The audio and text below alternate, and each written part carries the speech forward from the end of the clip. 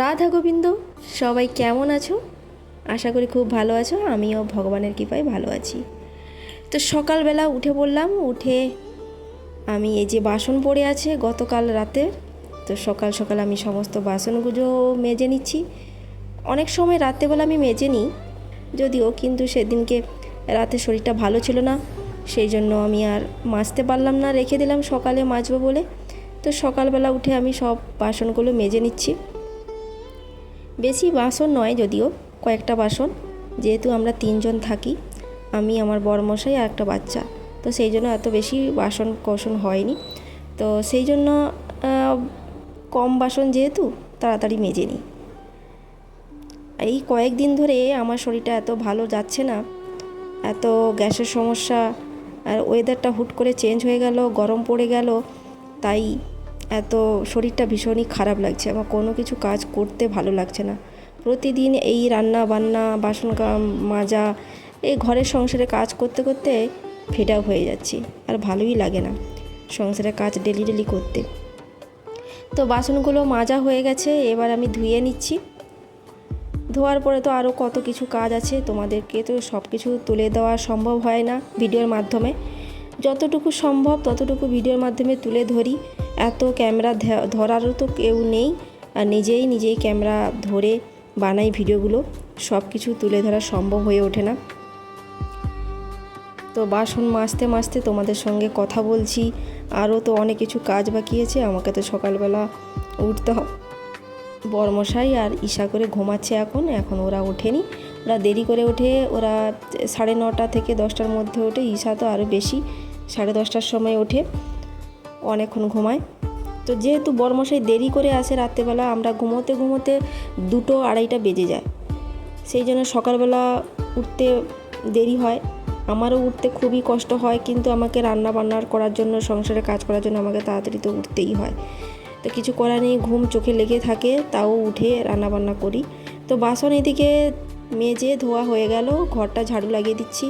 ঘরটা ঝাড়ু লাগানো হয়ে গেছে, আর এদিকে ভাতটাও চাপিয়ে দিয়েছি। এখন তো ইন্ডাকশানে ব্যবহার করছি, কারণ গ্যাসের খুব সমস্যা, তোমরা তো সবাই জানো। এই জন্য ইন্ডাকশানে ভাতটা বসিয়ে দিয়ে এই সমস্ত কাজ করছি, কারণ ইন্ডাকশানে অনেকক্ষণ সময় লাগে।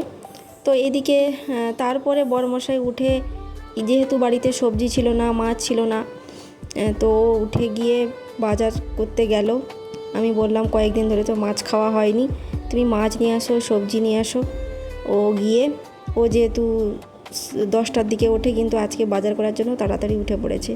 তো বাজার থেকে কি আনলো তোমাদের সঙ্গে শেয়ার করি। এই যে দেখো, পুঁই ডাঁটা এনেছে, ঝিঙে এনেছে, পেয়ারা এনেছে,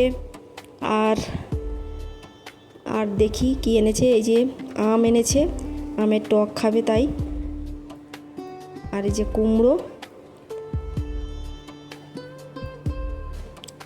আর এই যে ঢ্যাঁড়স এনেছে। দেখতেই পাচ্ছ এতগুলো সবজি এনেছে, বেশি দিন হয় না এই সবজিগুলো। আর এত গরম পড়েছে, রোদ, বাইরে প্রচুর রোদ, আমি তো বাজার করতে যেতে পারি না। আর এই পলিথিনটাতে আছে মাছ।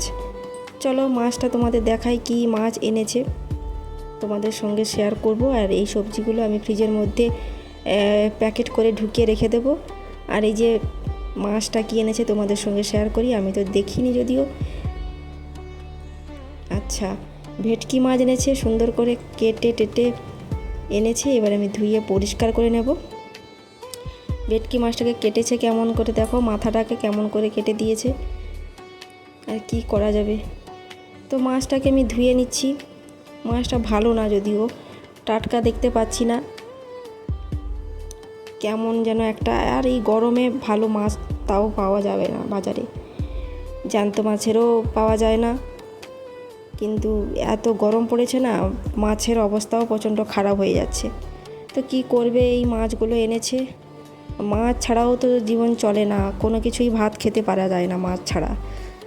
তো কি করা যাবে, এই কয়েকদিন ধরে নিরামিষ খাচ্ছি, খেতে খেতে শরীর প্রচণ্ড দুর্বল, ক্লান্ত হয়ে যাচ্ছি। সেই জন্য বড়মশাই মাছ নিয়ে আসলো, ভেটকি মাছটা নিয়ে আসলো। ওর আজকে যদিও মঙ্গলবার, খাবে না, তো সেই জন্য কি করব, আমি খাবো।